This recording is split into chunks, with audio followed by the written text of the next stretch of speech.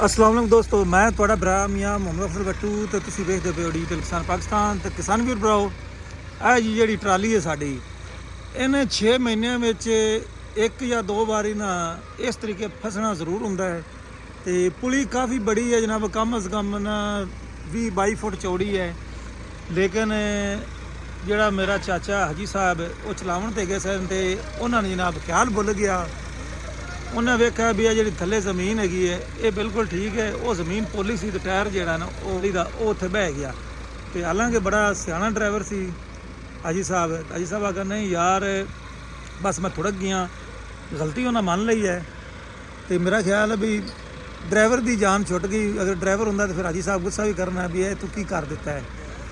ਤੇ ਇਹ ਟਰਾਲੀ ਜਿਹੜੀ ਕਰਮਾਂ ਵਾਲੀ ਹੈ ਨਾ, ਜਦੋਂ ਦੀ ਆਈ ਹੈ ਮਾਡਲ ਬੜਾ ਪੁਰਾਣਾ ਹੈ। 1987 ਵਿੱਚ ਜਾਂ 86 ਵਿੱਚ ਇਹ ਟਰਾਲੀ ਲਈ ਸੀ ਜਾਂ 88 ਵਿੱਚ ਤੇ ਉਦੋਂ ਦੀ ਜੀ ਚਲਦੀ ਪਈ ਹੈ। ਤੇ 6 ਮਹੀਨਿਆਂ ਵਿੱਚ ਇਹਨੇ ਜਨਾਬ ਇਸ ਤਰੀਕੇ ਜ਼ਰੂਰ ਫਸਣਾ ਹੁੰਦਾ ਹੈ। ਤੇ ਅਦੀਲ ਅਫਜ਼ਲ ਜਨਾਬ ਟੋਚਨ ਪਾ ਦਿੱਤਾ 85 ਦਾ। ਤੇ ਹੁਣ ਵੇਖਦੇ ਹਾਂ ਵੀ ਇਹਨੂੰ ਛਿੱਕ ਸਕਦੀ ਹੈ ਜਾਂ ਨਹੀਂ। ਤੇ ਇਮਤਿਆਜ਼ ਭਾਈ ਆ ਗਏ ਨੇ ਇਹਦੇ ਉੱਪਰ, ਇਹ ਇਮਤਿਆਜ਼ ਚੜ੍ਹ ਗਿਆ, ਇਹਨੂੰ ਮਾਰਦਾ ਪਿਆ ਸਲਫ। ਤੇ ਪਰ ਦੀਵਾਰ ਵੀ ਨਜ਼ਦੀਕ ਹੈ, ਅੱਲਾ ਖੈਰ ਕਰੇ।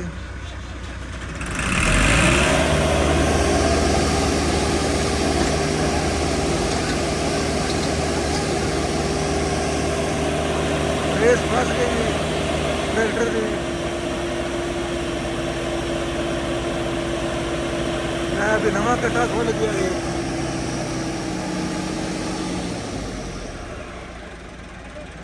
ਨਵਾਂ ਕੱਟਾ ਖੋਲ ਦਿੱਤਾ ਜੀ। अच्छा रेस फस गई है, ठीक हो गया जी।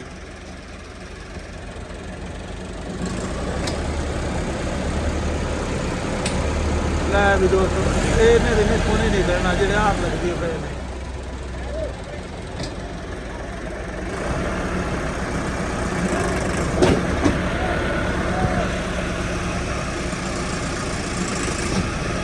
ये बस हुण किसी वक्त भी उल्ट सकती है, लेकिन निकलती ही नहीं पई जे।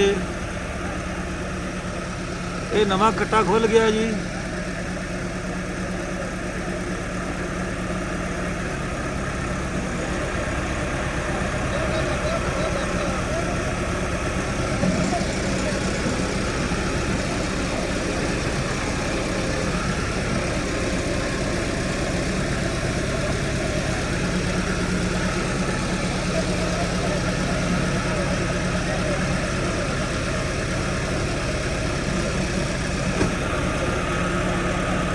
पता नहीं हाजी साहब इनू कड्डू ना की करे नू।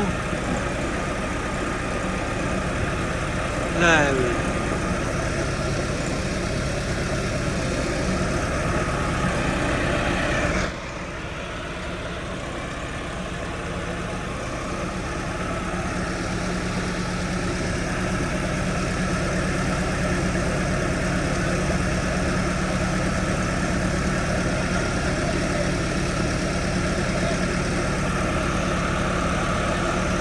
साहब ने 85 मगरों डंडा खोल के इधर ले आंदा है। हुण पता नहीं इधर की नवा कट्टा खोलू है।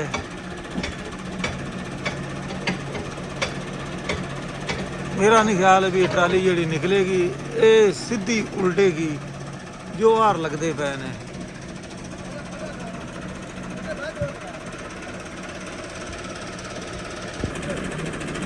लै भी दोस्तों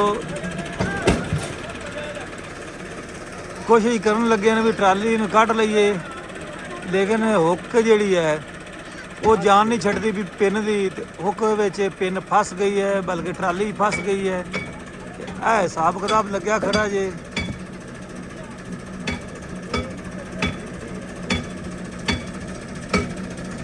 ते हर 6 महीने में 2-4 वारी इन्हें फसना हुंदा है। ते यह जिहड़ी रौनक लगनी हुंदी है। ते दोस्तों काम हो गया फेल।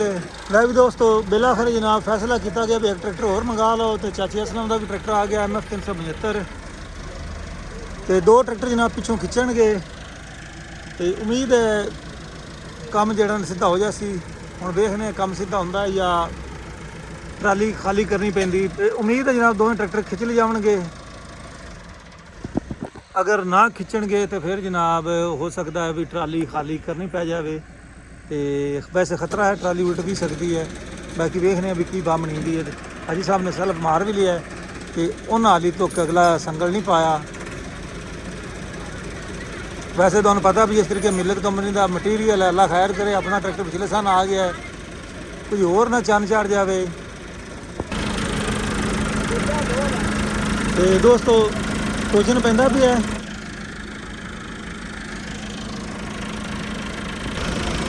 ਲੈ ਵੀ ਦੋਸਤੋ, ਹੁਣ ਦੇਖਦੇ ਵੀ ਕੀ ਬਾਹ ਮਨਿੰਦੀ ਹੈ।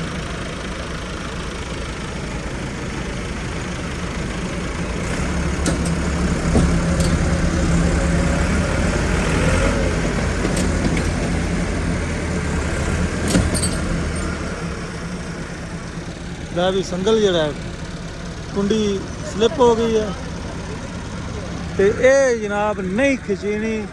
ਆਈ ਸਾਹਿਬ